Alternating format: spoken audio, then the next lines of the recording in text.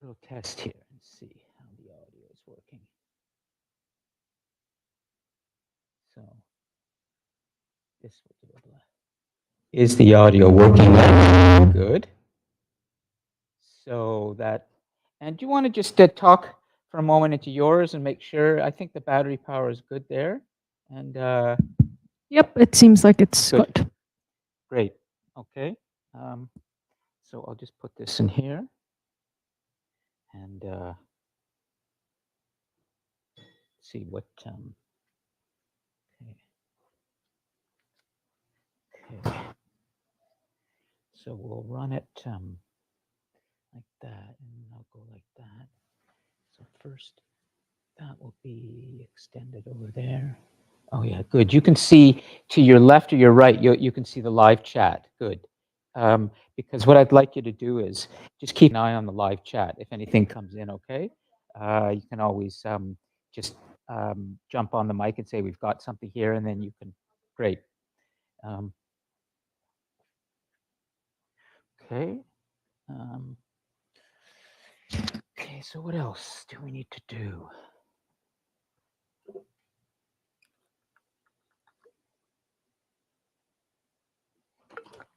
I think we're good. Let me just set this up. What do I need to tee up here? I don't need that. Do I need that? Yeah. Okay. Why don't we go full screen there? Okay. And then we can do that. What's happening there? Yeah.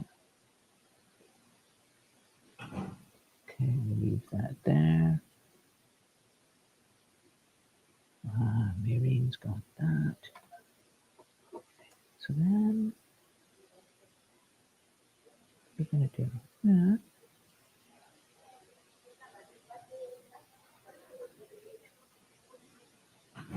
I guess we could do that.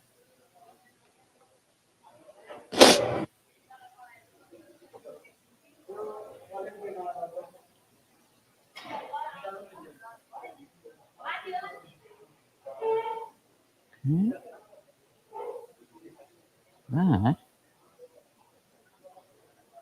That's good.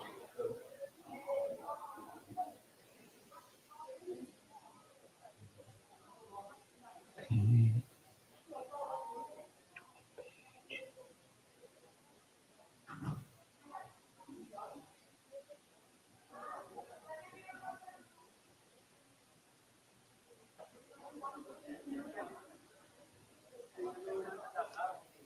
Okay, so we'll do it that way.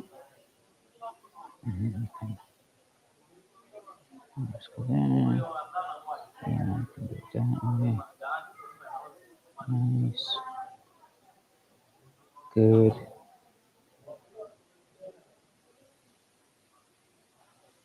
Kind of just go up here. Bring hers in here. Go to presenter view.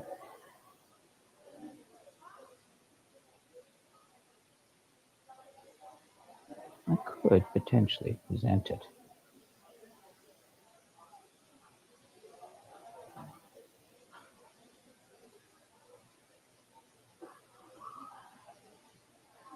Okay, so Madison will do that.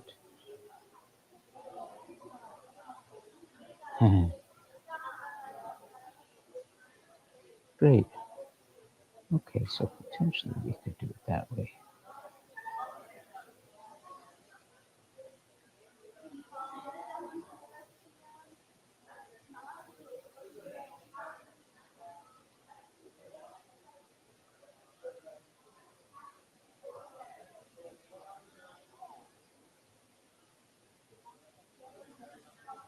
Okay, so go over here. Okay. Yeah, I'll keep it. Then I don't even need, that's right. I don't even need to go to the dock. Exactly. That's right. That's how we do it. Exactly.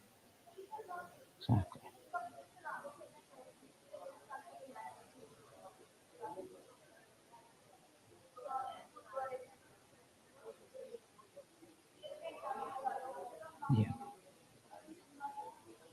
that.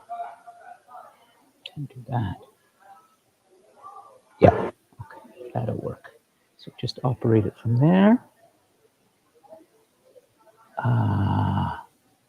Right. Now I have a book. Let's see if I have a quote.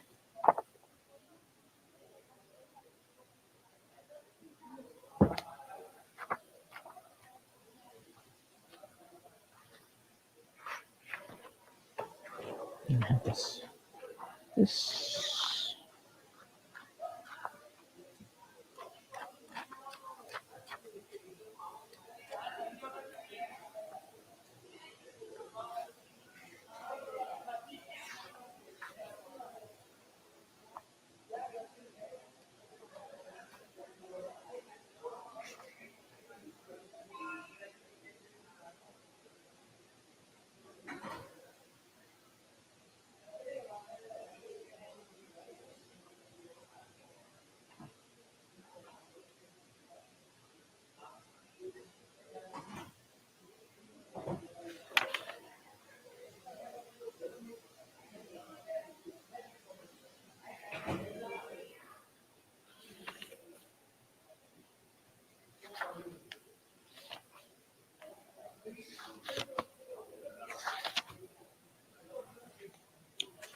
Okay, so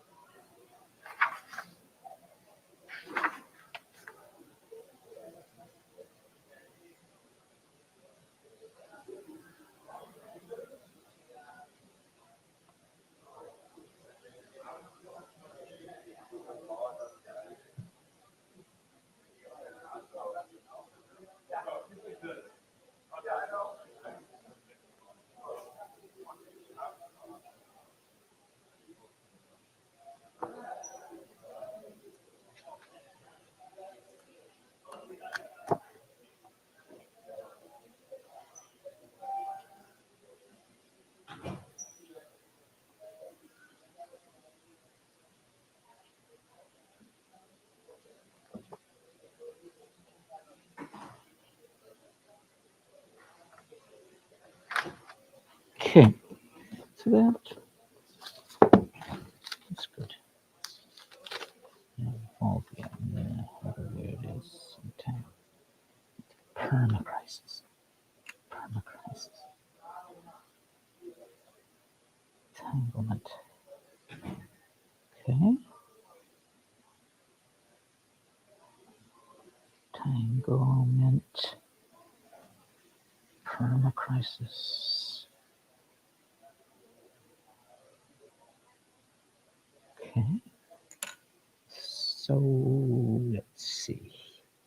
So that would be. Do I see anything there? No. But I'm on there.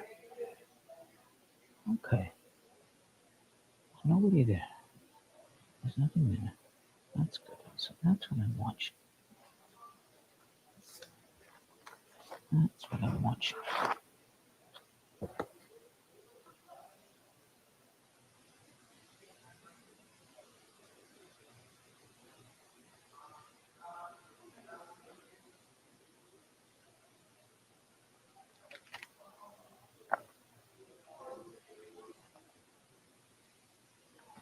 That's good.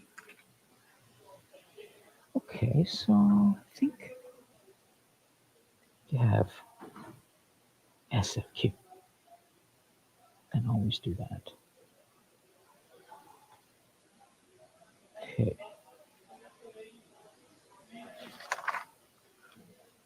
So I could change that.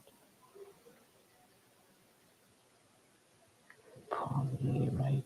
Respect war and peace, health and health of the people. Yeah. Okay.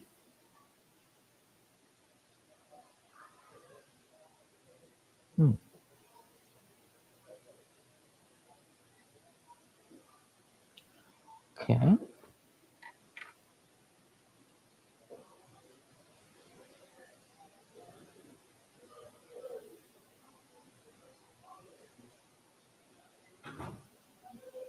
So this is definitely working. And that audio, I'll do a quick check there. Is there any reason why that would not be working? I can do that. And then the move is open that. Right. And then I can check audio there. Right. That's good. We know hers is working. We know I'm on. So as soon as they come in, that's good. Battery power is good. Okay. So essentially the trick will be, now, gotta move that. You don't want that back here. Yeah. So that stays back there. Close that.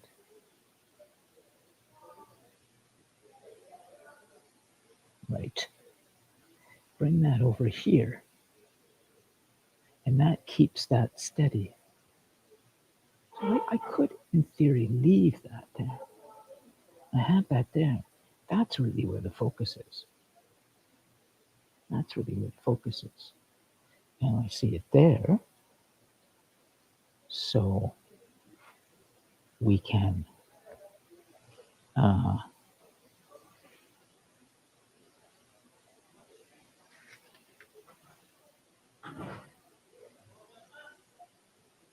we have it over there.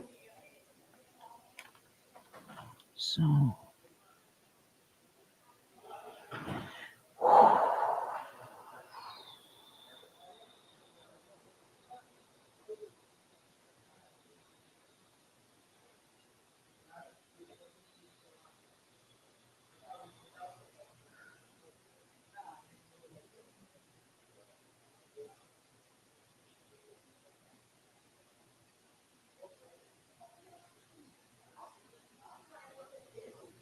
right, and if I want to go over there, I can do this. Right? I do this and then I just, yeah. So that way we see it. Yeah. There's no need. And then we just come back here. That's right. So we keep the tabs, and I can even do it with the left hand. I can even go through the tabs with my left hand. Yeah.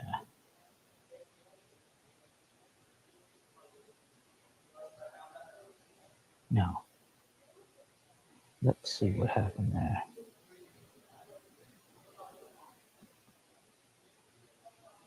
Did it come in there? We're still not either. Yeah. So,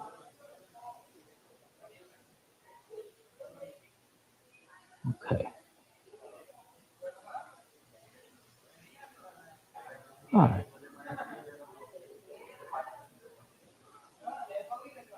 So that's the Dropbox, but we can come back to Course Home. And we can open up a new tab.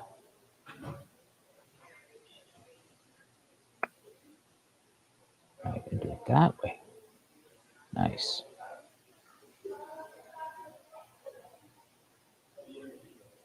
Oh, that's right. Madison's coming in online. Okay. Yep. Okay, so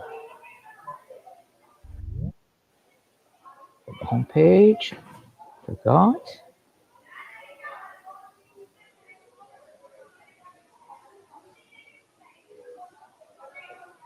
And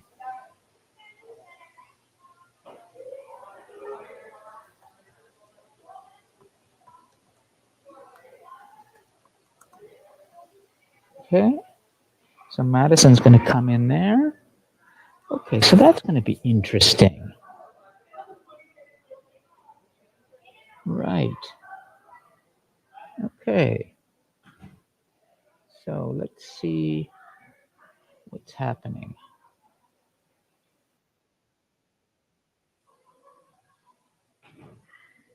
Okay. So I'm going to do this. Yeah, that kind of works. That kind of works. Okay. Okay.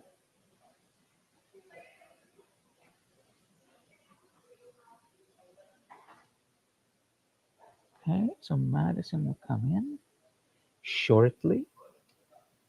Now let's see with connections. Right now, I'm gonna hello Sanjan. Oh, just a second. I think I know what has to be done there. Okay. Hello, sir. Good morning. Hi, is that Sanjanbin? Can you hear me? It's Lon. Could you? Hello.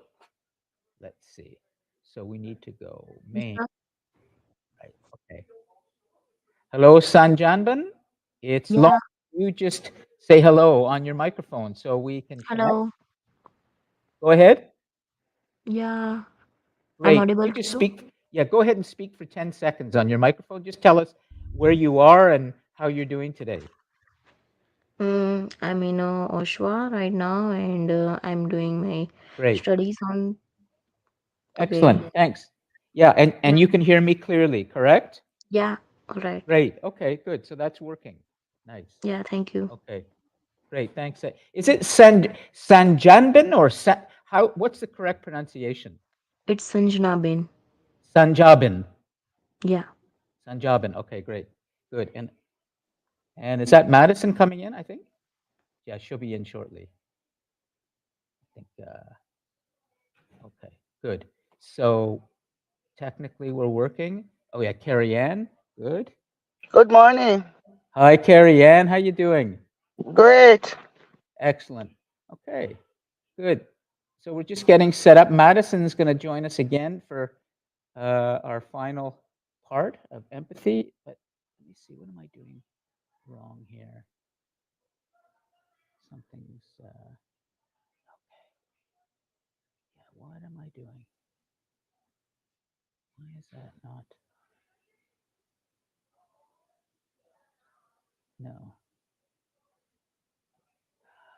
hold on a second. Something's not. There we go. There we go. That way I can just, so we've got connection is working there. Yeah, we're going to start in a few minutes. And I see everything there. I see everything here. I know Dami is here. And we'll see who else comes in person today. It doesn't, however, anybody shows up is fine for us. We can handle anything. Anything. That's the beauty of the global class. As long as we've got the full connection. Okay. How you doing? Actually, Marine, do you want to come over here and you can stand with me at the beginning and then you can go over there after. Yeah, just bring that. That's okay. We can follow it from here. And then shortly I'm going to put the everything up on the big board. All right. So, but you can see here I've got it as well. Okay. So I've got everything set up. Um, and so just so you know, yeah, so there's the YouTube. What I do is I keep YouTube here. Uh, and I think I've got everything kind of where things need to be. I'm always tweaking, what element goes where. But this is working pretty well. And we have so Carrie Ann and Jamban, Sanjamban. Sanjana. Sanjana Ben. Sanjana Ben. Yeah, yeah, right. Okay, Daniel and Madison will come in shortly. And yeah, we'll start in a couple of minutes. And let's see, who else? I don't need, yeah, that. Leave that going in a moment. Um,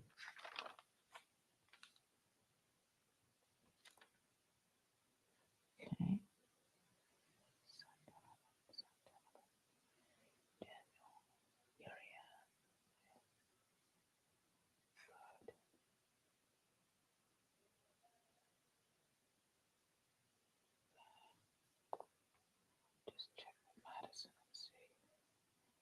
now. I have my email here. Okay, good. This I don't need. That I don't need. Okay. So we'll come back to, yeah, and then the video. Good morning, Lon. Good morning. Who is that? Daniel? Yes, it is. Nice microphone.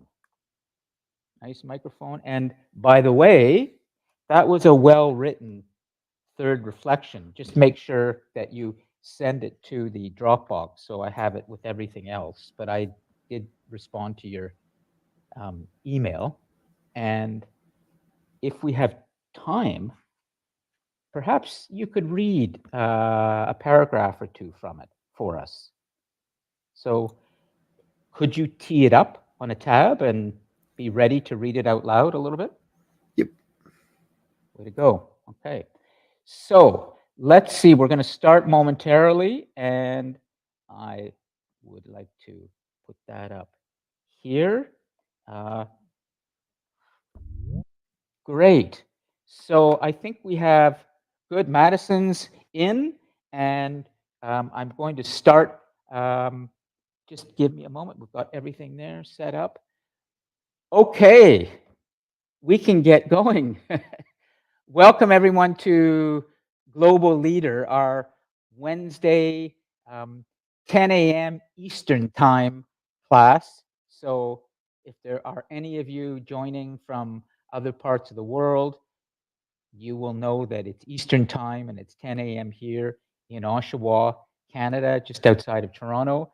And yes, we are going to continue today to explore in part 2 with Madison Wesley. Let her finish up the great presentation that she gave last week on exploring empathy and leadership, and that quality of empathy and how important it is in developing your leadership skills. So come on in, Dami. We just started. Grab a seat. Nice to see you. Mayrene's with us today. She's back, able to handle the notes, and we will start those shortly. I wanted to just make sure we know who's on board. I'm gradually tweaking the format of this class as we develop it over time so that when we are able to present in Osaka in Japan together at the World Expo in 2025, we will have an absolutely sensational classroom for the future that we're going to just blow everybody away on. So we're still, shaping this. So for example, right now, I just want to make sure that I check in and see who's on board. So that's sort of the section I want to do right now in the class. And I'll try to follow that each week, right at the beginning, to see who's on board. Okay, so I'm just going to make sure in person right now, Dami's here, which is good. And he's going to, well, you can relax today, Dami, because Mayrene can take the notes so we can get your insights. You had some good insights last week online, and we might want to pursue those a little bit more with you today in person. So Dami's here, of course, Mayrene is here. And then in terms of the Online Now group, I can see we have, of course, Madison is joining us online to finish the presentation. I have the rest of the PowerPoint here, Madison, so I can move the slides for you. And we have Daniel, Carrie-Ann, and Sanjana Ben. Sanjana Ben are online now, or as I've sometimes referred to this group, the online synchronous group. But I think I'll just call them for something more easy to follow, the Online Now group. The Online Later group is the group watching the recording, and that's pretty well the majority of the 40 or 41 students who are registered in this class. So a lot of students are watching the recordings. They're the Online Later group, and I know what they're thinking because they are writing the reflections, of course, too, and emailing me as well. So welcome to you in the online later group, however you're going to join us. I know there are, for example, parents with children who have told me in their reflections and in emails how grateful they are to have the recorded class because they have so many things they're dealing with, so they can watch the recording later and also take care of their children, who obviously are the most important thing. So, okay, before we get going, I wanted to make sure that you know what's coming as well, what's ahead, because we've got a big class next week. And before I bring that up on the board, Maureen, is there anything that you think we need to? What's on your mind right now? And don't forget. Oh, you've got your mic. Well, take it here. Oh, you've got yours. Yeah, go ahead and get yours. So she'll just curious what's on Maureen's mind, and maybe we'll check in and see with Dami as well what's on his mind before we we start. But yeah, come on back and you know think for a few seconds about this idea of global leadership and what pops into your mind on this Wednesday, November the 15th, 2023? Um, I've I really liked this class when I was a student here at Durham College. So it's nice to still be a part of it even after graduation. And I'm excited for the upcoming DC Talks class. So just Good. I'm just waiting eagerly, I guess. And you sent me a picture of the Canadian Pavilion for the World Expo in 2025. So is that what's happening now, that the different countries that will be participating in the World Expo are designing their pavilions and getting ready for that? Yes. So at the end of November, we will hit the mark of 500 days before the World Expo Yeah. opening. So I think that's pretty. I mean, it seems short, but it's a limited time before the World Expo. So I think now all the countries are kind of building up the anticipation Yeah. for the World Expo, like kind of um, showing everybody, showcasing what their architecture of their pavilion is going to be like. And I think like because I was there on site for the last expo. Yes. It's very telling what the architecture is of the pavilion and kind of what the showcase will be inside of it. Yes. So I think now they're just gearing up for the start of it. So it's very interesting. What's the theme exactly? You had mentioned to me that the theme fits very well with the global classroom this year. Can you tell us a bit more about the theme? So the theme the theme is I forget the wordings of it, but it's basically creating the creating the best opportunities for the future lives of all of humanity. All of humanity. And then we also have the sub themes, which is empowering lives, which is very in lieu with what we're doing here. Yes. So Empowerment. empowerment, Empowering lives. empowering lives Through yes. technology Mhm. or through connection? Through education, technology, Yeah. whatever we offer here at Global Class is very empowering, I think, to Sure. the students here and hopefully for everybody around the world. So it's definitely something that we stand for sure. Absolutely. Before we, get going as well, I always like to check in with the in-person students. So let's see what's on Dami's mind right now. Last week, we got that wonderful quote from your girlfriend, I think. Well, there was the two of you about, wait for the water to settle. Or can you remind us about the boiling water and the? Uh, Go ahead. it was a quote that said, "You can't see your reflection in boiling water. Yeah, You can only see it when it cools down." exactly. Yeah. This idea of being calmer is something we're going to be exploring in our final global class of the semester with a good guest I can tell you about later. I'm going to be seeing him at noon today. But let's get ready now for then Madison, the rest of her presentation. Do you want to go over there? Yeah, and I'm going to bring everything up on the big board. And Madison, if you want to just get your thoughts ready, I'm going to rearrange the board and tee things up. Oops, just a second. So we want to be over here. We want the notes over here. We want over here. We will do, well, I guess we'll do that for now. Hold on. And then for the middle part, I'm going to bring Madison's PowerPoint in. And you know what I'll put over there? Yeah, I'll leave that up for now. So you can see the live chat by the smart board. So we'll just show Madison or Maureen over here, so you can see her there, and she can also follow the smart board next to her, or I should say the live chat next to her. And then we have it here on the big board. So we're good. Anybody online now can be parking things in the live chat, and we will be able to see it right on the big board. Before we bring up, Madison, your PowerPoint, I just wanted to remind you of next week's class, which is a really big class. And you can actually access this. I will put the link.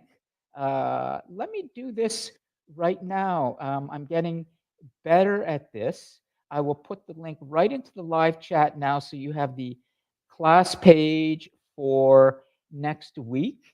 And I will do it this way. I need that back. Yeah, so watch, because I've got it. Here comes, so class page, I'll put it in caps, class page for next week's class. And here we go. You have it in the chat. I have it up here right now behind me. And you will see that we will have our president here with me and Maureen and all the in-person students. And let me just read you what the class page says. I'll bring it back here. You can see this. Generative AI, Gen AI, has truly taken the world by storm, revolutionizing the way we communicate, work, and innovate. ChatGPT, with its 100 million users, stands as a testament to the rapid adoption and widespread impact of this cutting-edge technology. Remember, we started the semester talking about AI and how we would incorporate it into our classroom this semester. So this is what we're really going to be drilling down on next week with our president and the guests. Join us in the Global Classroom, where we will learn more about Gen AI and its impact on the workplace and society. Durham College graduates Roop Gill, Shane Graham, Tejas Vallas, and Amanda Macniak will continue the conversation on this innovative topic. I apologize to the guests if you're watching the recording. I've mangled maybe the pronunciation a little bit, but that's par for the course in the Global Classroom. And it is because it is so diverse. And I love these diverse names, but I have to practice a little bit better. So you'll see with the panelists, and look at that, we have a little bit of a spelling mistake on the panelists. It's not 2 L's, it's 1 L, but anyways, panelists, there's Roop Gill. She was a graduate in chemical laboratory technician program. There's Shane, computer program analyst. There's Amanda, and there's Tejas, or Tejas, or Tejas. Yeah, and essentially, the idea for this class next week is to look at Gen AI or generative AI, artificial intelligence, and ChatGPT. But ultimately, it's about this idea of being a global graduate. And that's something that I promote greatly in this course. And the college does with this class we do once a semester when I co-host it with our president.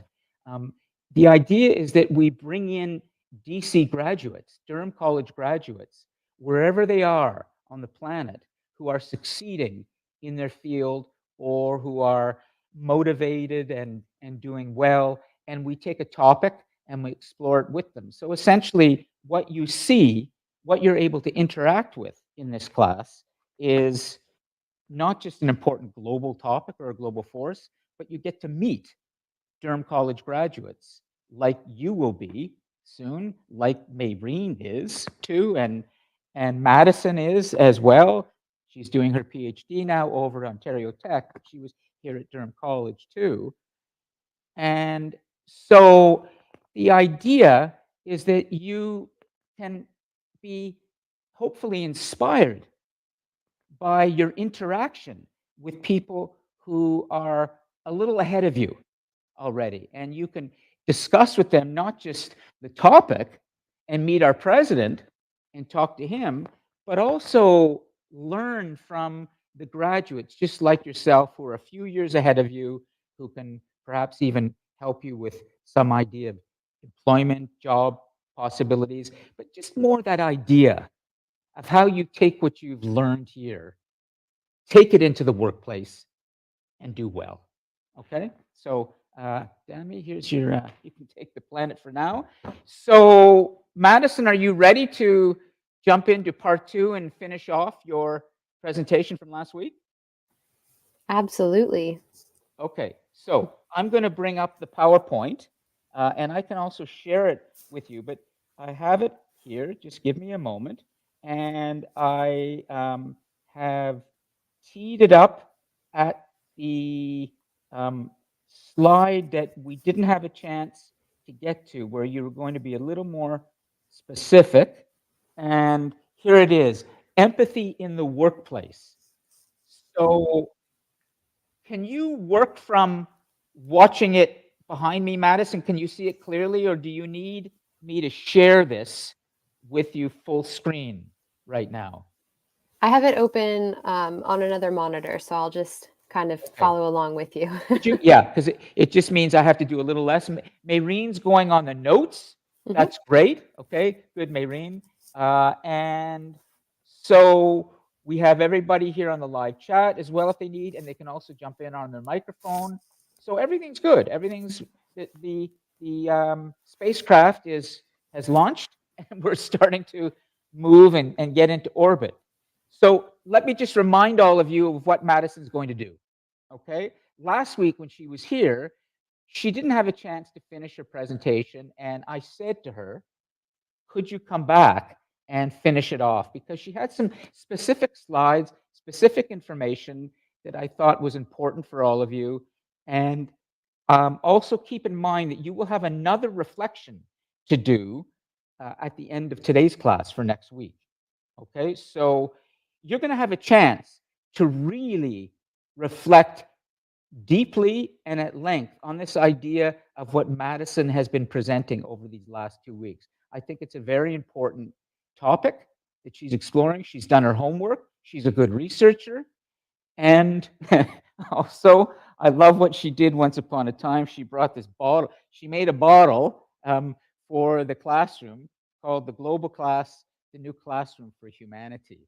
So she really understands this idea of what we're doing in this classroom, of creating a classroom with the best technology we can for all of humanity, where we open up the classroom for everybody on the planet. So I want to give her a chance to finish her presentation, okay? So Madison, you can just tell me when to change the slide, and I will do that.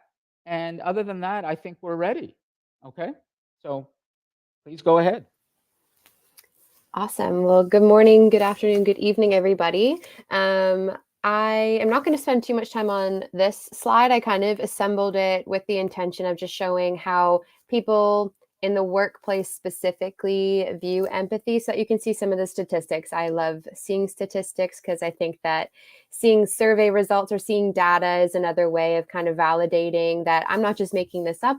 It's not just based on my personal opinions, although I will share my personal opinions throughout. But you can see here, and I apologize, I should have added the references directly on the slide, but these were surveys from that were like reported in Forbes and The Guardian, some trustworthy sources that I like to look at least when I'm doing some research before I dive into actual research studies. But you can see here, like 92% of team members would be more likely to stay with their company if business leaders empathize with their needs. 92%.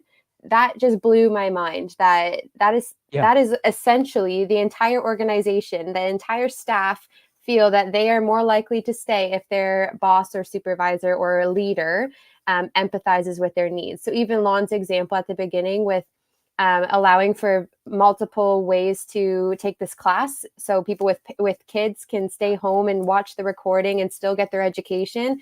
That's demonstrating a level of empathetic leadership, because you're providing opportunities for people to still meet their goals on their terms, and you're empathizing with their needs. Like Juan said at the beginning, kids come first. People have various priorities. So being able to empathize with those needs means that, you know, they're more likely to stay, to listen, to achieve those goals, to work hard for you, because they know that you care about them as an individual. And I hope that that makes sense. That's great. I just want to check just a technical note, and then I'll let you take this completely. For the online now students, Daniel, Carrie Ann, Sanjanaben, and Navpreet, can you see Madison's slide clearly behind me? Could you just let me know jump on your microphone, say yes or no, or because I can share this. It just might take me a few seconds. I can? Okay, Daniel. So Daniel, could you read to me? I just want to double check. What does her slide say right now? Can you jump on your microphone? Go ahead.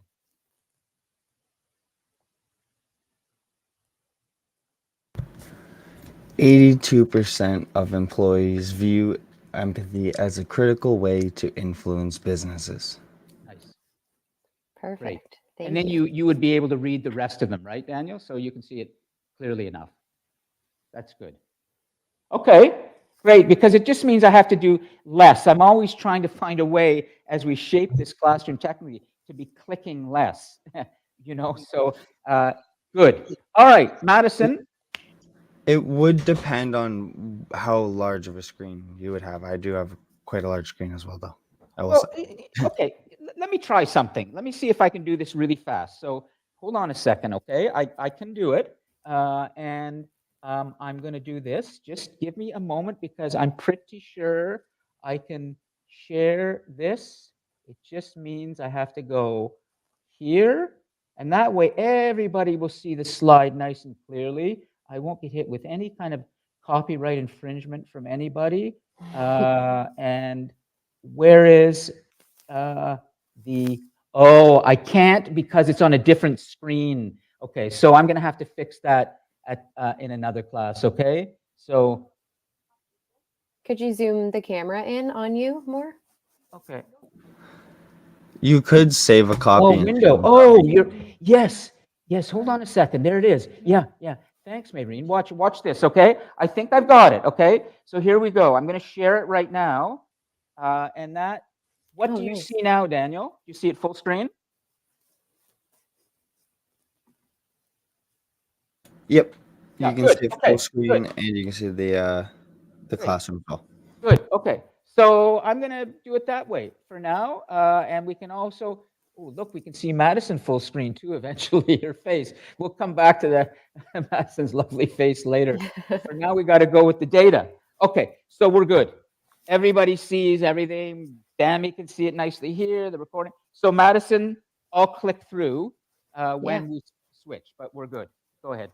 Yeah. So again, we won't spend too much time here, but I just found these statistics in particular quite striking. And I know that we're thinking of it from a global perspective, but being able to think about it in your workplace is also important. You'll spend a lot of time in your workplace. You can be a leader at any level of your corporation. And each of these statistics demonstrates that over 3/4 of any pool that they were surveying care about empathy. They think that empathy is important for financial performance, for individual performance, for employee retention. So just pointing out that this is something that's important to a lot of people, and that leaders need to understand that in a business setting, but obviously elsewhere. So Lon, you can switch to the next one. Sure. Let me come back here. Hold on. And there we go. So is that it? Yeah. So great. These are more discussion prompts, and I'll go more into the skills that I discussed a bit last week, but this one was just talking about, and maybe we can open it up to the class to discuss, or it's just something we can think about as we move forward in the presentation. But just thinking about how you can practice empathy in your day-to-day life as you're a community member, whether that's on campus or in the larger community. How can you practice it when you're working on group assignments and projects, when that can be a fairly frustrating environment and situation to find yourself in? So how can you be empathetic in that setting, especially when you're finding yourself frustrated with your group members. And then in your specific job or future career, so everybody at Durham is studying to ideally get a job in their field. So where do you see empathy playing a role in your professional life specifically? So sometimes That's a we great think, question. The professional, I think Mhm. it's worth just stopping for a moment, okay, just to ask some of the classmates who are with us right now, and we'll start in person, as we always will. So Dami, think for a moment. Where do you see this idea of empathy playing a role in your professional life? First, you have to think about where you would be working. But use your imagination for a moment. Remember, I've established about leadership that imagination, courage, and perseverance are such critical qualities. So just for a moment, dream a little bit, use your imagination. Where do you see yourself? And how do you see yourself practicing empathy?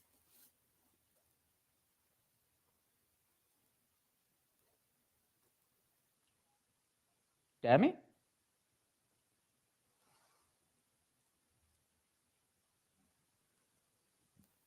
I think that in a professional workspace, empathy is very important because me personally, I wouldn't like to work in a place where I feel like I'm just being used to work, or I'm just the only reason they value me is because of the work that I put in. I would like to work in a place where if something happens, I'll be able to talk to my manager, and he's me, or he or she Yeah. will be able to see where I'm coming from and be like, okay, yeah, I understand what you're saying, yada yada yada yada yada yada. I just want to be able to, like, I think empathy in workplace is very good because it builds a relationship between the workers and those in higher powers or responsibilities and all. Yeah, that's Okay. So you want to be regarded as a human being first, not just a kind of functionary. Do you know, not too long ago, I had someone come into the global classroom, a colleague of mine, um, who has a very senior position here in the technology part of the college, and his view was that I should be completely replaceable.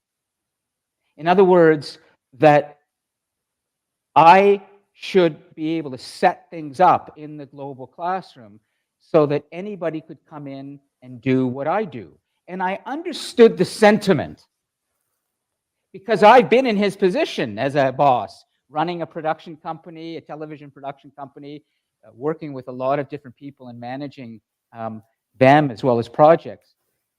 But I thought he was wrong because at that moment, I felt that he was thinking of me as just a replaceable cog in a much bigger kind of wheel or machine. And he wasn't talking to me as a distinct, unique human being. And I think that at that moment, had I been younger and more impulsive and more kind of focused on myself, I would have gotten angry with him and gotten into a fight because I used to do that. I get into fights with people and colleagues because I was just thinking about myself. And I would have said to him, why are you managing me that way? Don't you see that's wrong? You shouldn't be doing that. That's not good leadership. But I just sort of bit my tongue and I said, yeah, you're right. And but we should talk at some point in the future about some bigger ideas that I have. And so I didn't destroy a relationship, and I left it that we would have a discussion later about something, and everything was good. But I think what Dami was saying was something that I was feeling at that moment. I didn't feel like I was being treated as a human being. I was just a cog. And I think that kind of was a display, Madison, of a bit of lack of empathy from leadership here. At any rate, let's go and ask one more student, okay, and see online. Carrie Ann, why don't you jump on your microphone and tell us where you see empathy playing out in your professional life? Well, as a nurse, empathy is a must that you have to empathize with your client to build client therapeutic relationships. And how will that help you? But most importantly, how will that help the people you're treating? We help them to be more open and talk about what they're going through and help with their healing process. Yeah, absolutely. Okay. Madison, is there anything you want to add to this before we move to the next slide? No, I was just going to say thank you, Carrie Ann. That was a perfect example because in some professions like nursing and healthcare and different professions where you're providing care to another human, that empathy piece comes through a little bit easier. It's easier to identify, but you can still demonstrate empathy in a business, workplace. Like there's lots of different ways that this applies to different professions. So Carrie Ann ending on empathy and nursing was perfect. And it made me think of empathizing with the families too, of the people that you're treating, that it will span a lot further than just your patient, but excellent. So the next one is more on the actual skills that come with developing empathy in terms of leadership. So I think the listening component's really important and something that I learned through a coaching certification that I took. So this idea of level 1 versus level 2 listening, and these are more practical skills. So not necessarily, we can talk about it as a discussion, but just keep in mind that these are like me trying to give ideas for how to practice these things in your day-to-day life. So the level 1 versus level 2 listening, level 1, they described it as listening to reply. So while you're in a discussion with someone, you already have in your head what you're going to say back. So you're not really listening to what they're saying anymore because all you're focused on is like, okay, when they're done talking, I'm going to say this. This is my plan. This is what I'm going to say.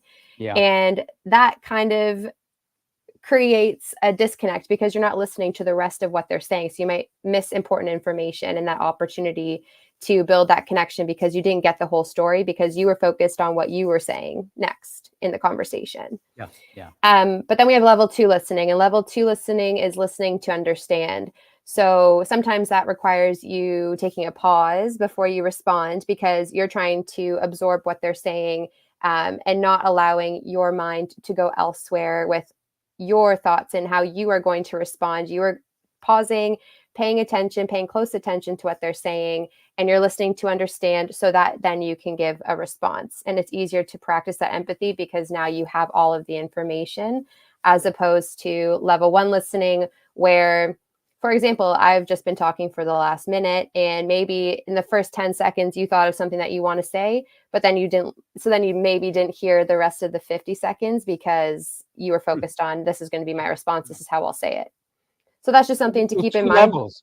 Interesting. 2 levels. Let's get that. There's 2. So there's 2 levels. Like whenever you're listening, we have to be conscious of that idea that there are 2 levels. Yeah, it's good. Yeah, because it's hard and it's really hard. And when I started learning about this and was getting trained in it, it was real. I was, oh my gosh, I just did it again. Oh, that was level 1 again. And then you get caught up in that too. So it is something you practice and something you kind of internally catch yourself doing. But it's just something to keep in mind as you're engaging in important conversations with people in your life so that you're being as active in the listening process as possible so that you can have those harder conversations. The other one that was interesting was listening with all of your senses and what is not being said. So focusing on things like body language and tone. If someone, all of a sudden they start to kind of shut down and you see their body language closing in more, there's just different things you can pick up on throughout conversations that it's not all verbal. Sometimes the tone or the pitch changes and you're like, they might have just... Maybe I just hit a nerve and now they're being defensive. And that's something that you need to be mindful of as you continue in that conversation. They talked a lot about too, the body language piece. So if all of a sudden if you cross your arms, you're coming across as closed off. So if you're having a conversation with someone and you start to close yourself off, then maybe they are not going to be as open to talking to you about a difficult piece that they want to share with you. I'm opening my arms now. Being open. You can see, yes.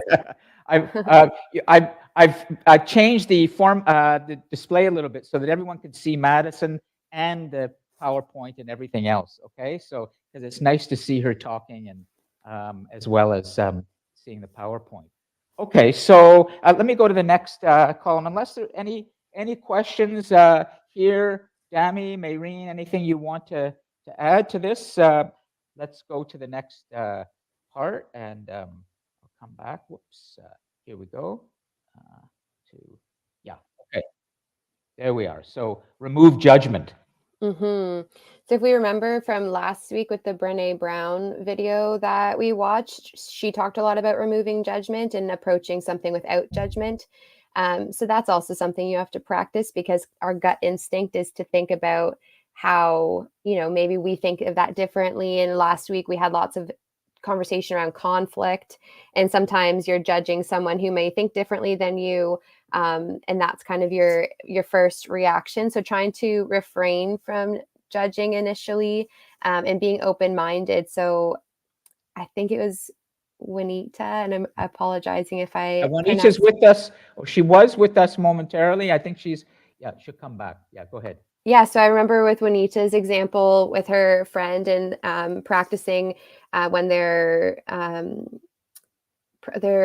was like a religious group on Sundays, and when they were practicing in different ways, though, it was just an interesting thing to then be open-minded to the other person's practice versus your own practice, and being able to approach that conversation with an open mind so that you don't initially engage in conflict. Conflict may still arise, but that's not the initial part of that conversation. Yep.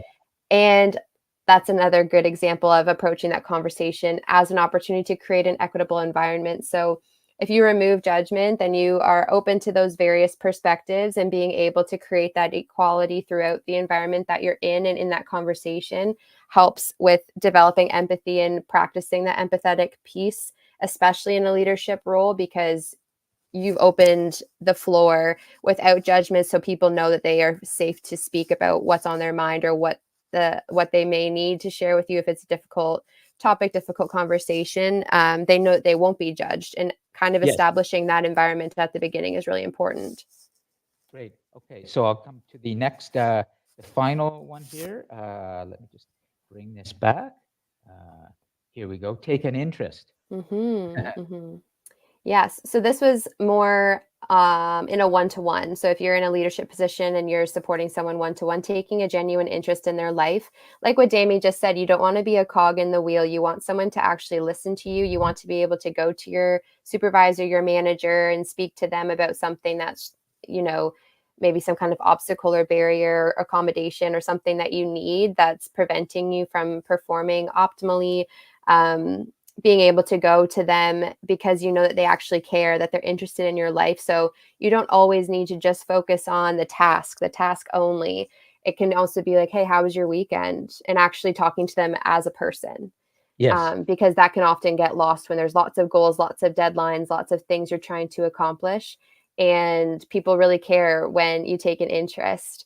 And finding those commonalities too, like, it's kind of funny. There was examples of people using what they're watching right now as a way of connecting with others. Like, oh, did you see the latest episode of blah, blah, blah? It's just interesting that was something that kept coming up, that media is a way that you can connect with others.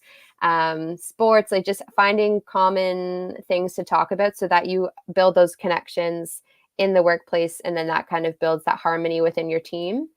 Sure. And I wonder if anybody has any ideas around any of these three, or any questions. Well, let's stop for a second, and because we're getting near the end of this. This is a short part of the presentation because she just wanted to finish up. But I'd like to stop because the critical part that I felt we needed to really drill down on today, for at least for the next 10 minutes, and then we're going to move on, is this idea of skills, because that's what you all are here to learn at college. And particularly in this class, is you have to demonstrate skills. That's what the objective is, the course learning objectives are for any course that you take at this college. You have to demonstrate skills, certain skills at the end. Those skills will then be applied in the workplace. So it's not just learning about how to do things in your mind. You have to demonstrate with skills. And so we need to really understand for a few minutes, what are these skills? What are some of these skills that you need to be an empathetic leader? And empathy is not the only skill here. There are actual, tangible skills that you can practice to demonstrate empathy. So let's figure out what those are. And I think we should let's make a little list, a slide, okay? And say, Madison, what do you say we do 5 skills? Well, we're going to do a slide with Mayreen right now. 5 skills that demonstrate empathy. Is that enough, or should we do just 3? What do you think? I think we can come up with 5. Okay, so 5 skills, okay? So, and you can number this, Mayreen, sort of 1, 2, 3, 4, and 5. We'll keep them brief. But we're going to go around the class right now with the online group as well as with Dami and Madison. And everybody is going to contribute right now, either in the live chat or on their microphone, a skill. So I'm going to reverse this. I'm not going to start with Dami. I'll let him think. Dami, think of 1 skill, okay? We're going to come. I'm going to start with Juanita, because she always has a lot to give in this class. And I actually would like to spend a little time later today, Juanita, answering the question you brought up last week. Do you remember that amazing question you asked last week when you said, what is anti-Semitism? Yeah, I do. Yeah, I've been giving that some thought as to how I can help all of you to understand a little bit more about what it is. I'll see if I have time, but it was a great question. So, Juanita, what is a skill? 1 skill that you need to develop to be an empathetic leader. What would you say? Maybe good listening skills, Okay. because yeah, I think that's the first step, to be able to listen to the people that you're supposed to lead, effectively listen to them. Should we put that up as number 1 right now, Madison? Listening, because it's come up a lot. It came up last week when we talked. I think Dami had mentioned about comprehension, or his mysterious girlfriend who was contributing a lot of good ideas. She's with us in spirit, right? Okay, so you say listening, Madison? I agree. Yeah. Okay, so listening. Of course, the devil is in the details and a lot of these things. The question is, how do you listen in a world today where everybody talks so much and everybody wants to talk and talk and talk and talk? And we're talking all the time on social media. Professors are talking and you're talking. How do you quiet down and listen? It's not easy. But anyways, listening. All right. Navpreet, are you able to jump on your microphone? Or can you put this in the live chat? Think about it, okay, Navpreet, wherever you may be. I don't know if Planet Navpreet is occupied at the moment, or Yes, whether we have to organize a rescue mission there to rescue the planet NK. Daniel, what do you think? 1 skill. We have listening. What's the next one?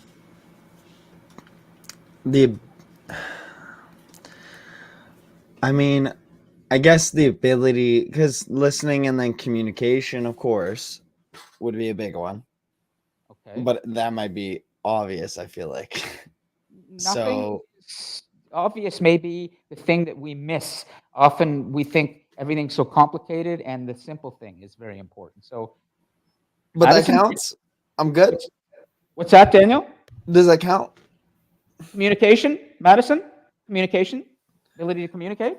I think so. I think you can be, like you said, devil in the details, like verbal communication, body language, like how are you communicating as opposed to listening? And just the way there are 2 levels when you mentioned before about the 2 levels, are there 2 levels of sort of communication, in the sense that there's the verbal, but then there's the body language that we have to pay attention to when we're communicating. Madison?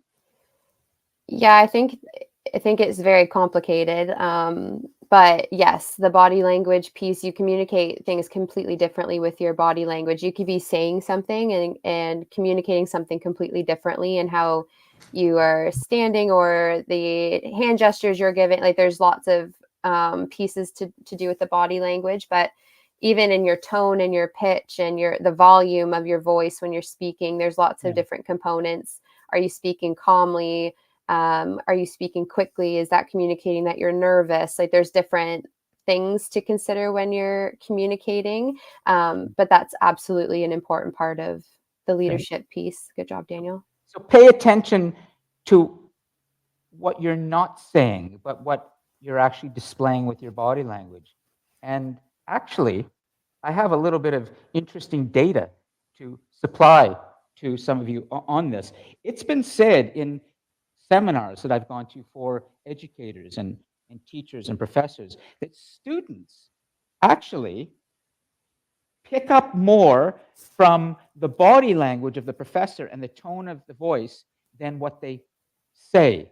And I've had many students tell me that, oh, Lon, the classes are inspiring. But actually, I never thought about it that way, but you're responding to my passion, my energy, and my sense that I enjoy teaching. But I spend so much time thinking about what I need to say, what comes out of my mouth. And I learned that a lot of you are responding not to what I say, but actually to how I'm saying it, which was really eye-opening, Madison, in terms of how students are responding to that body language, that energy, that, kind of passion. So communication, body language, listening. Okay, we need 3 more. So we're going to keep going. Daniel, we have, how about Carrie Ann? Carrie Ann, a skill. What skill do you need to be an empathetic leader?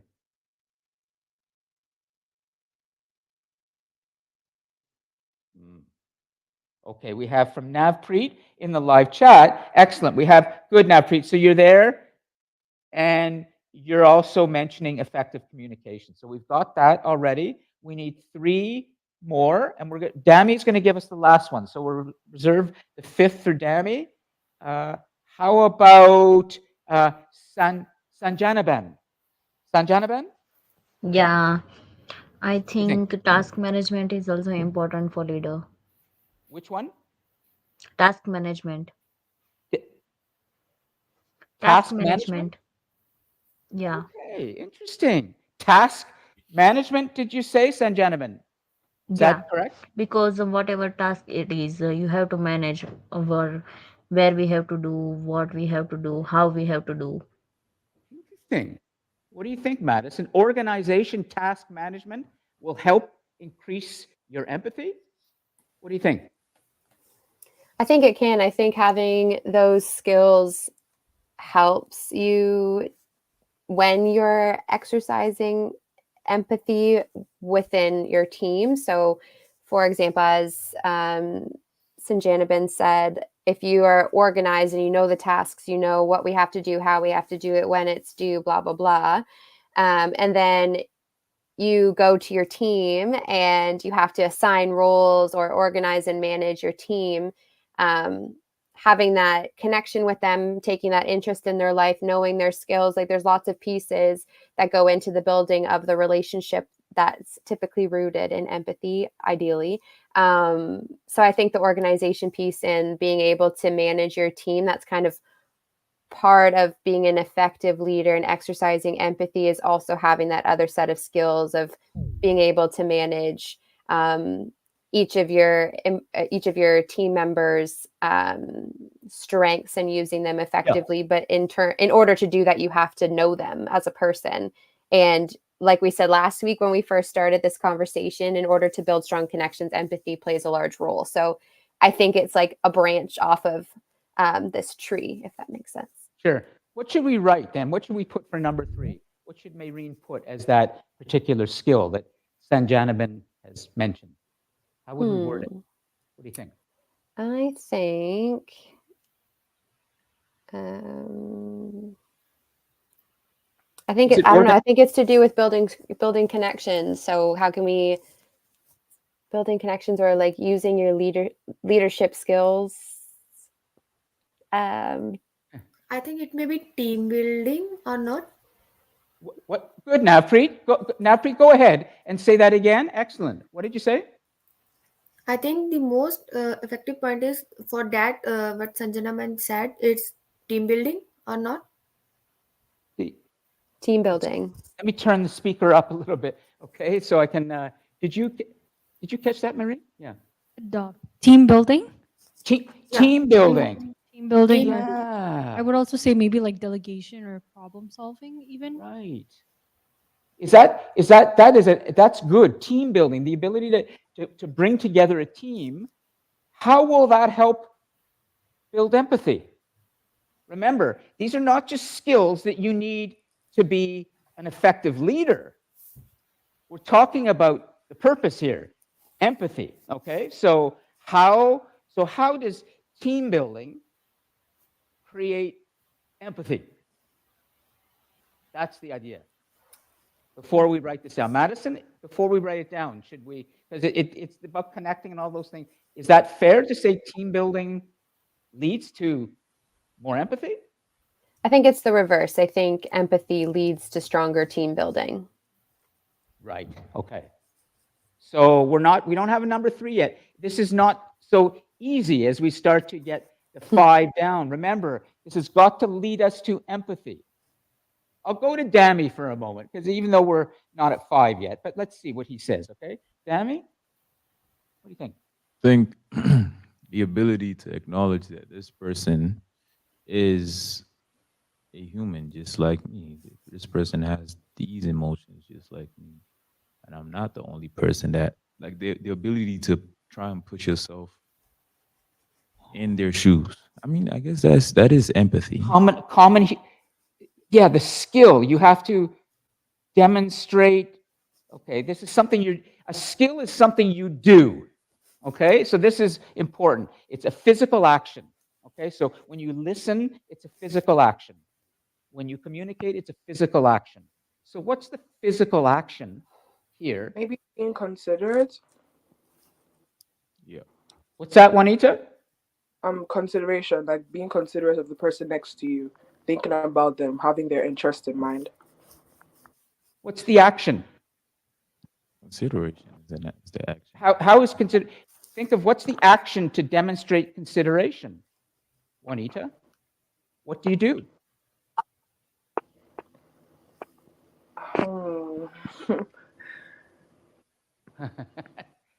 It's one thing to have a concept. It's another thing to translate it into an action. Once you have the action, you have the skill. I guess you could say you humble yourself. You ground yourself. I would say for now, this is not going to be perfect.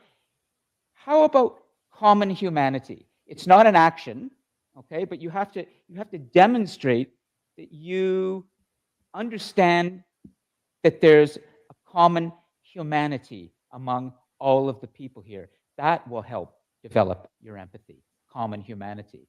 But we're not quite there with the skill, but let's just put common humanity down for now, okay? This is not a perfect slide yet, but it's getting us thinking, okay, about the skills. Good, okay. Can I jump in on that one quickly? Absolutely, go ahead. So I think to bring together what Juanita and what Dami were both saying, the action, I guess, is more internal, but it's being able to connect with something within yourself. Like that's the action, is you have the ability or the skill to connect to something within yourself in order to empathize with that other person. Okay. Let's put that then / common humanity / connect with yourself for now. I remember how hard this was when I was writing course outlines, because I had to write the course outlines for all of my courses. Short history of the world, humanity's destiny, and the global class that involved in the global leader. And I was working with the curriculum developers here at the Center for Teaching and Learning, and they would always be sort of pushing me to say, Lon, I know what you want, but what's the action here in the course learning objective? What do you want the students to demonstrate that they will be able to do at the end of your courses that they weren't doing at the beginning? That's a course learning objective. So it's a skill. And I'd have to go back and think, what are the actions that I want my students to demonstrate? It would take time for me to come up with those actions. At any rate, we can at least have the concepts or the internal changes that have to happen within you. That's a start. Let's go ahead, Daniel. Great. You could call it like relating. I don't know if that's an action, but like having the ability to relate. I get that's a verb, right? So kind of an action. What do you want Mayreen to write down? Go ahead. Tell her what you want her to write down. Like you could call it just the ability to relate to people or draw relations. Like if you can communicate to people that you understand them in some sort of way, like by relating it to something that you've gone through, there's ways you can get in trouble there, but usually that's a good thing. Sure. Okay, good. Let me make sure. Do you see Mayreen right now, Daniel? Yep. Full screen? Yeah. Oh, good. It's working. I'm trying to manage too many things here, the tech, but it's working. Okay, good. Because students were saying in some of the reflections, oh, they really like it when the camera goes over to the smartboard and they see and they really feel like they're learning. It's right there in their face. So, okay, Daniel, Mayreen now is right in your face, and she should be, okay? So, relatability. Let's get a couple more things down quickly, even if they're internal changes. Then we're going to conclude and let Madison go, because I promised her it will only take a half an hour, okay? So, Madison, take a look right now at those 3 things that Mayreen has. Is there anything you'd like to add to that in terms of skills? Even if it's internal changes, it can be not yet a skill, but it's something happening inside of us, something that we're doing that's going to generate a greater empathetic leadership style that we will have. Yeah, I think one of the biggest ones that we just talked about was the ability to remove judgment or be open-minded. That's So kind of core. remove judgment. Mhm. Yeah, remove judgment. Yeah, that's not easy. Remove judgment.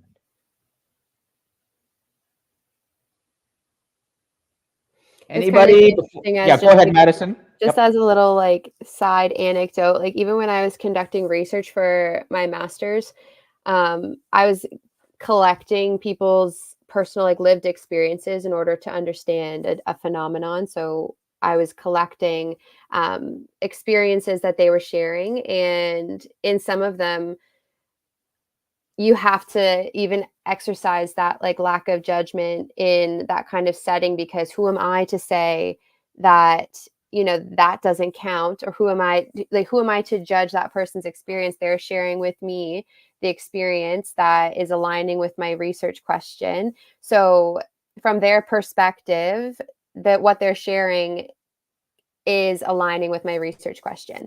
But so who am I to be like, that doesn't count, or that's ridiculous, or that doesn't make sense, or that's not true? Who am I to say that that's their perspective? That's what they are going through. That's how they are perceiving it. So that is an important and valuable piece of information because that's their experience. And I think that removing of the judgment and being open-minded translates into almost every interaction, because who are you to say that you're right and they're wrong? There are things where you're right and they're wrong, but if you're having an open conversation about, you know, various solutions to a problem or someone's personal experience, you can't really judge that experience because you didn't go through it or you didn't experience it how they did. Good. Mhm. Excellent. Okay. One more. Okay. We're going to think of it for a second, Madison. You may have it.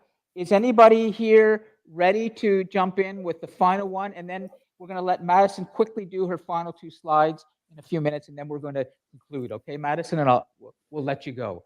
So let's see if there's anything from the Cosmos. Juanita, Daniel's already contributed. That's great. Juanita, Carrie-Ann, Napreet. Good. Everybody's contributed online. Also, Dami has. Maybe I'll add the final one. Okay. This is something that we're going to be exploring in our final class with Jamie Meldrum, who runs the sort of health and wellness clinic here on campus. And he's going to come in and be a guest and help us develop our skills to be calm. Madison, to be an empathetic leader, how important is it to be kind of grounded and calm? What would you say? Is that a important I would skill? say critical, like the ability to be able to calm yourself down or understand. You have to be fairly emotionally intelligent in certain leadership roles. So in order to kind of recognize when you're getting upset and when you're getting frustrated or angry. And so being able to that's like a huge skill, is being able to recognize internally where you are at emotionally in order to kind of check yourself so that you can approach it with empathy, as opposed to being like hostile or defensive or off, like going on the offense to be trying to be right or prove your point. There's a time and a place for that, but not necessarily in these kind of empathetic conversations. Sure. So like, it's funny that you said that, because my last one was going to be provide space, and that's the same thing, like providing space where you sit in that awkward silence. Sometimes that's for the other person to be able to understand what's being said, or you're giving them the opportunity to collect their thoughts and proceed in the conversation. But sometimes providing space is so that you can pause and come up with what you're about to say next with a clearer mind, because if you just react right away, if you're upset or frustrated or not in a calm state, you're probably going to say something a little bit less articulate than maybe you wanted to in the first place. So I think you're right. Like that ability to pause, provide space, calm yourself down, especially in conflict, is critical to being able to empathize. Okay, well, here we're going to have a moment of silence, which is very hard in this world. And we're going to let Mayreen think. Based on what Madison just said, and I can help you too if you want, what would you write for that 5th skill? And it doesn't have to necessarily be a skill. It can just be something important that you need to demonstrate that will lead you to empathy as a leader. Go ahead. I think what she said, emotional intelligence. That's overall like what the summary in 2 words is emotional intelligence. So why don't you write it down? Great.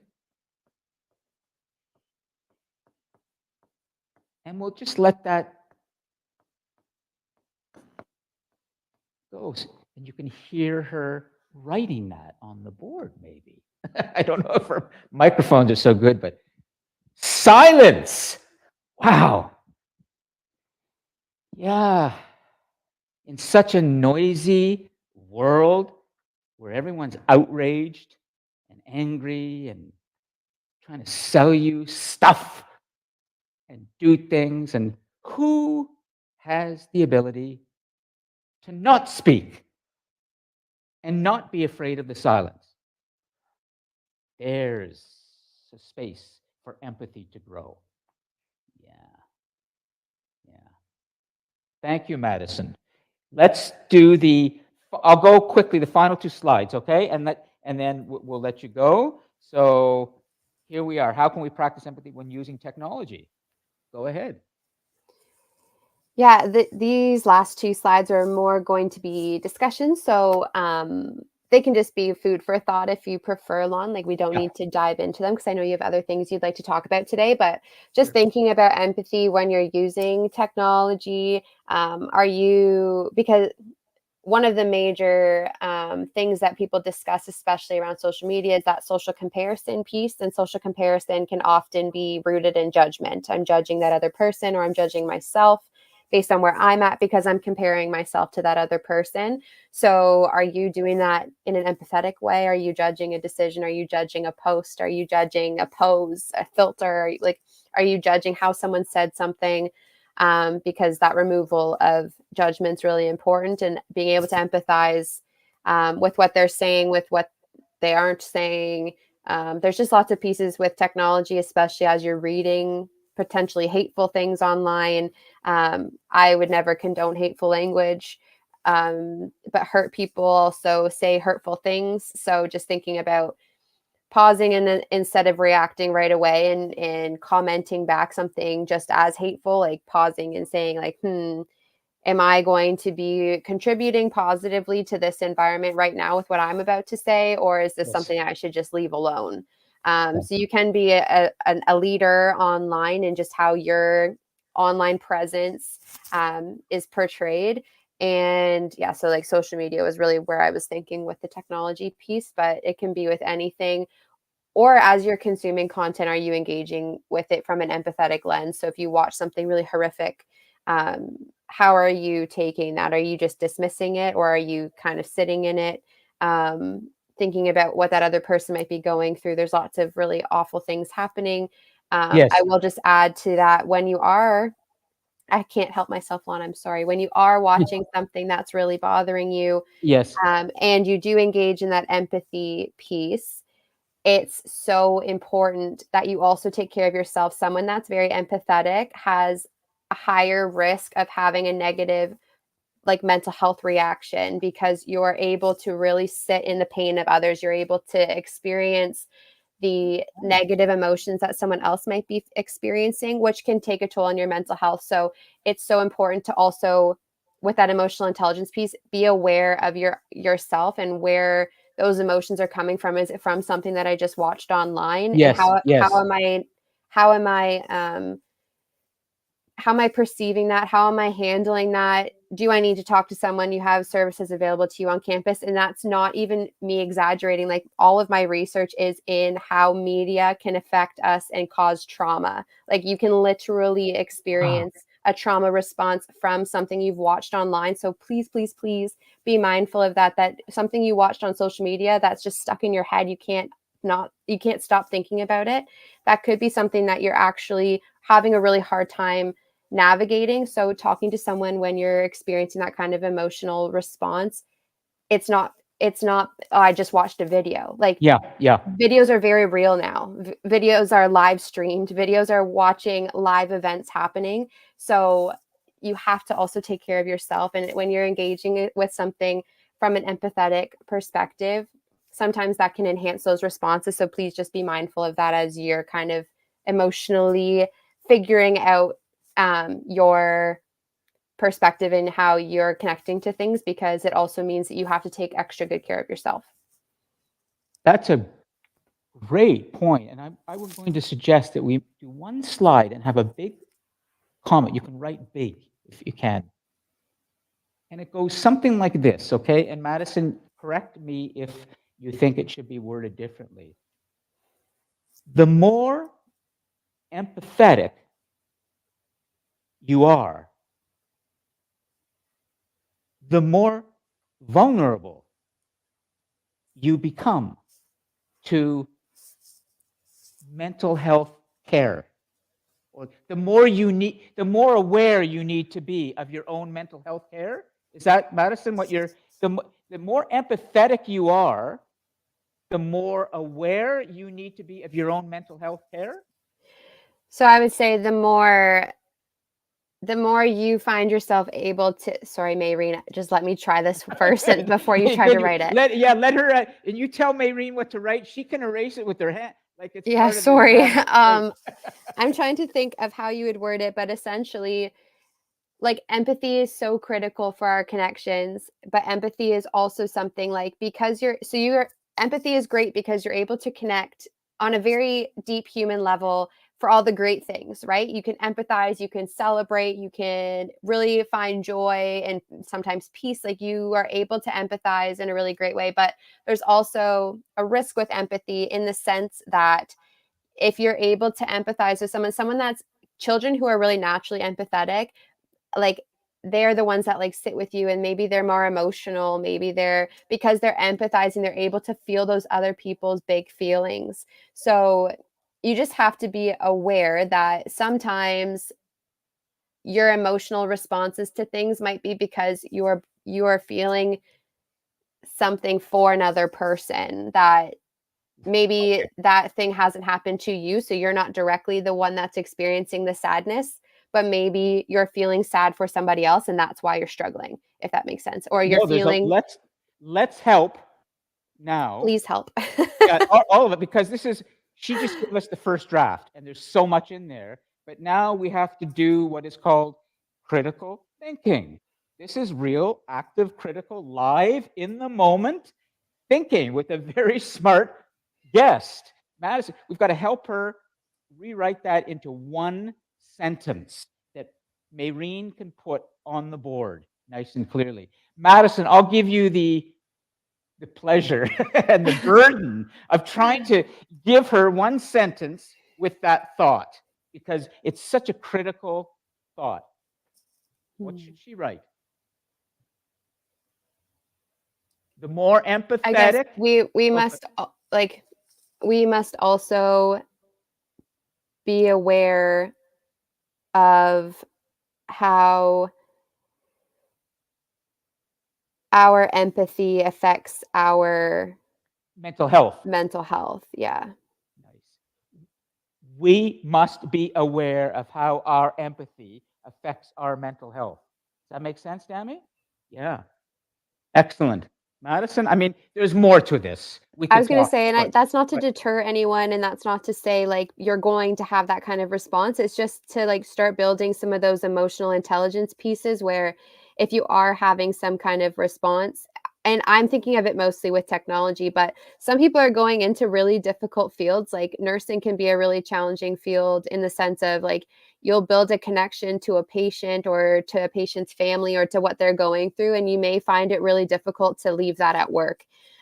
There's the thing called compassion fatigue, that people actually get really burnt out in some of these compassion related fields like nursing or psychology or therapy, because they're dealing with the like often tragic events or very difficult events that are happening in people's lives on a daily basis, and they already have that like heart and compassion and connection. So then they get really burnt out because they're not necessarily taking care of themselves because they're just giving so much of themselves to their patients. And that happens in education too. If you know a child's going through something or a family and you're just feeling super connected to it. So it's more just about being aware of that and still exercising that empathy, still being that lovely, compassionate person, putting your heart into it and building those connections, being willing to be vulnerable. But it's more, I just wanted to say it so that you are building that connection to, I might be feeling this way because of something I learned about somebody else. And it might not be like, because sometimes it's frustrating. We're like, why am I sad? Like, this is like, nothing's wrong. Like, why am I sad? But it's like, oh, it's because I just watched the news and I heard about this horrific story and I can't stop thinking about it. But we don't sometimes make that connection. So just something to be mindful of, I guess. Okay. And just to make sure spelling, but it's not you, Maureen, it's me being fussy writer now. Effect is A, because the verb, the noun effect is effect. So when we say effect, as an, yeah, exactly. Thanks. Good. It's just me being the journalist, fussy writing, whatever. Okay. But thanks. Okay. Finally, let's give Madison, you've been so patient to, you know, I told you it would only take 30 minutes, but you know, it's a little longer. I apologize, but let's go to your final slide, okay? And then we're gonna wrap this up. There it is, okay? Yeah, like, so this one I hope is hopefully food for thought, perhaps a discussion too, but why is it important when we think globally about empathy and being an empathetic leader. I was kind of thinking more social justice related, but just in general, as you navigate trying to be a global leader, global thinker, what role does empathy play in that? And globally, I would imagine, Lon, you've used globally. Yes, That's far this semester. Yeah. Yeah. That's Lon's term that I like a lot. But so how do you see that playing out in your local community or your global community, your online community? We're very connected now, so what you say can spread far, and what you consume has often come from far away. So how do you perceive it? How do you empathize with those people? So just thinking about it from a larger perspective as opposed to your one-on-ones or in your workplace. How do you empathize on a larger scale? Excellent. Okay, well, I'm going to leave that and come to your final slide. I need to thank you, Madison. You don't need to thank us for coming back and making sure that we could drill down more specifically with what you had prepared originally. Before we let you go and watch a quick video that a student did some time ago on humanity, reflection on humanity, is there anything you'd like to add? I don't think so. Thank you for having me, and I'm sorry that went longer than I planned, but I appreciate everybody's contributions and thinking and sharing. It's awesome, and last week was awesome. So just thank you for having me, and thank you for everyone's participation. Thank you, Madison, and I give you a hand. We all give you a hand for this, and for the students watching the recording, the recordings. You have a great resource now that you can rewind on with what Madison was talking about, and I really look forward to in the semesters to come to see how your research unfolds for your PhD around this connection between what we experience online in our online world and how that actually affects us in our real life. This is a very important area of research, So, okay, everybody, I want to let Madison go. You're welcome to stay with us if you want, Madison, but we're gonna move on right now. We have 15 minutes left, and I have two things that are critical actually to do, and I'm going to leave some other things behind. I actually have to make sure you do the student feedback questionnaire today. I was asked by my faculty office to make sure you complete it. You've been sent the questionnaire to your email, and the response rate has been very low. So I have to make sure that everybody does it in class. So that's coming momentarily, but I just want to make sure we have time to kind of discuss briefly what Madison said, and then I want you to watch a video that's in the live chat called Reflection on Humanity, and I'm going to run it on the big board here as well. But Carrie Ann, is there anything you want to, it might just be it's defaulting to Carrie Ann, so hold on, I'll bring you back here. Is there anything online from the Cosmos, the online Cosmos? Oh, good, we have things in the live chat. Daniel's giving her a clap there. Excellent. Navpreet as well. Okay, so first, before you complete the questionnaire, I want to make sure you can access it. Then I'm going to run the video, and then we're going to finish the class. So first thing, I have to do this and make sure you complete this.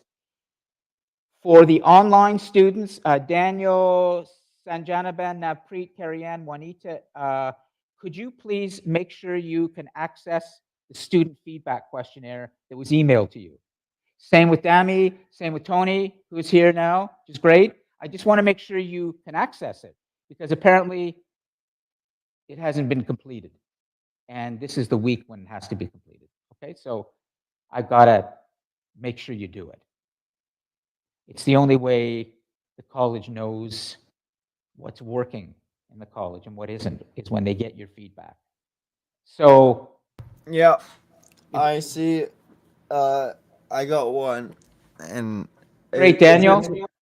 Daniel, so just make sure you can. Well, don't open it yet, because once you open it, you may not be able to close it again. So you can access it, right? It's there when you. Yeah, I opened it and it says start now because I have multiple teachers to do them for, so I can click what teacher to start it for or whatever. So Okay, I good. believe it is open. I can here. I'll open yours because I'll do it right after, and I'll just leave it open on my computer. Great. Okay. I've got to make sure you guys do it because it's the only way the college can measure what's working and what we're doing in the global classroom, in my estimation, is very important.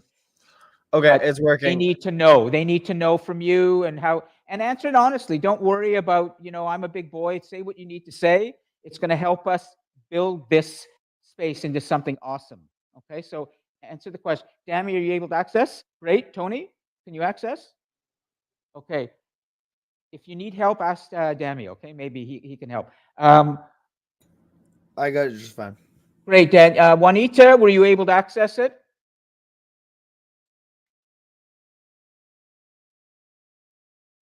Carrie Yeah, Ann? I've Okay. done the thing already. Great. Go ahead and complete it now then. Don't worry, I'll run the video later. You can watch the video later. This I have to get done. So Carrie Ann, are you good? Were you able to access it?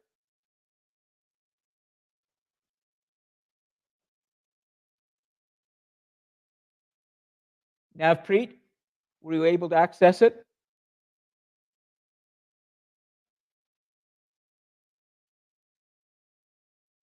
Sanjanaben, were you able to access it?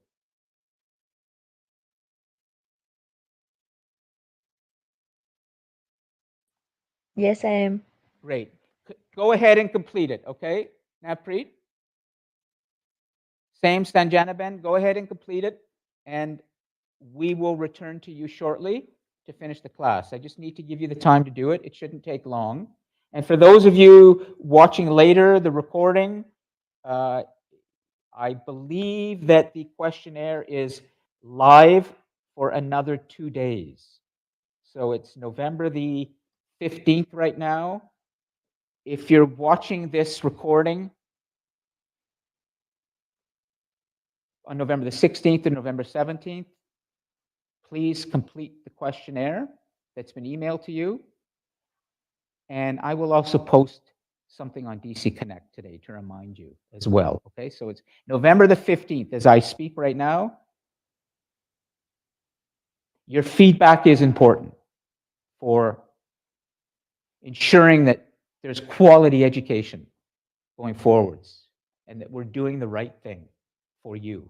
We need to hear from you. So, okay, good. So everyone's completing that. And let's see. I'll let you do that.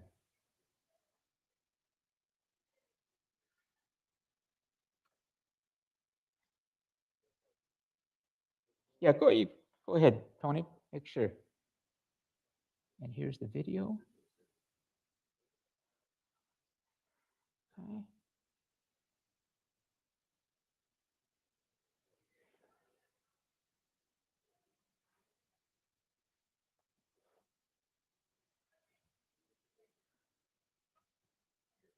Carrie Ann, can you hear me? Are you still with us?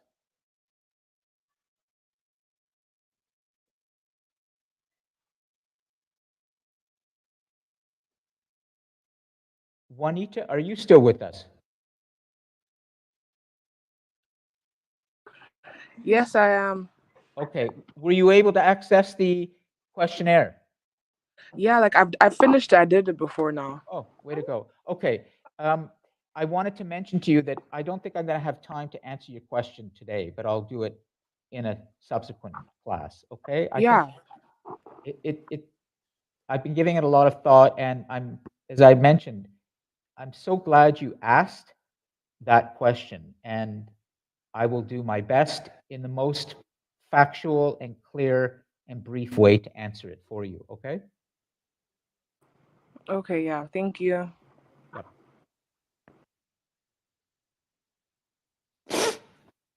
Great. Okay, so Juanita's good, Daniel's good, Navpreet's good, Sanjanaban's good, Dammy and Tony are good. I think that's going to be enough. We get the 6 or 7 students, and then the students watching the recording, I'll post that an announcement as well. Okay. So Juanita, if you're done, and for those of you who are done the question, go ahead and open another tab and click on go in the live chat. At the top of the live chat, you will see the video that I'm going to show, a reflection on humanity a student did for her final assignment in this class. Here, I'll go back up here for you. Reflection on humanity. If you just scroll to the top of the live chat, please go ahead and watch that video on your own. It's about 4 minutes. 4 minutes and 4 seconds.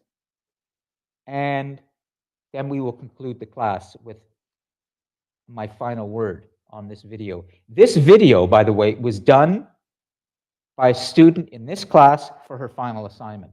And I want you to see the quality of work that some students have been doing for their final assignments. So, Juanita, are you able to click on it?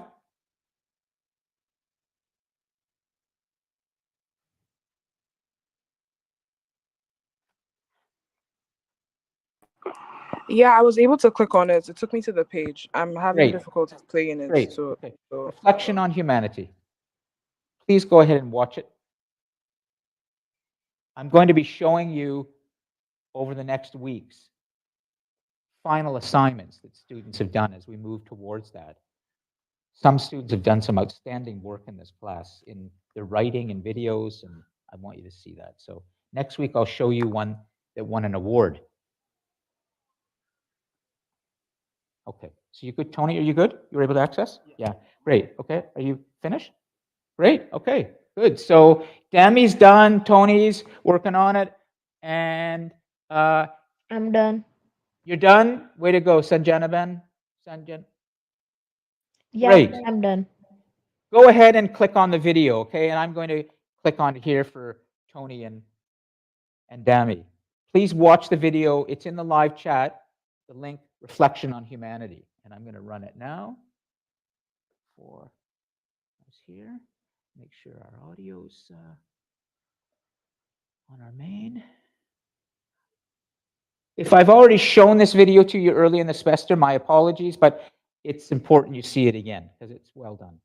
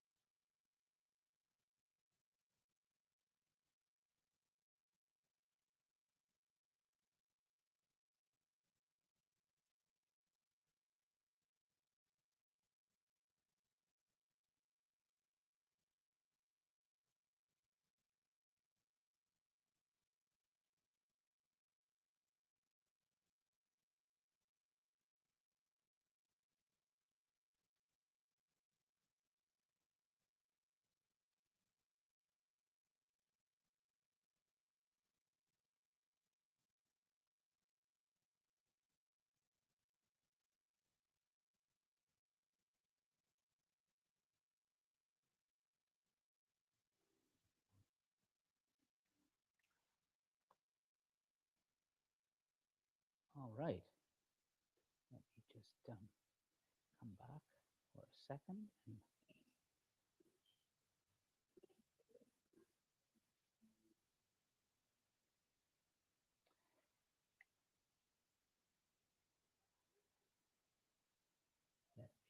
check something now.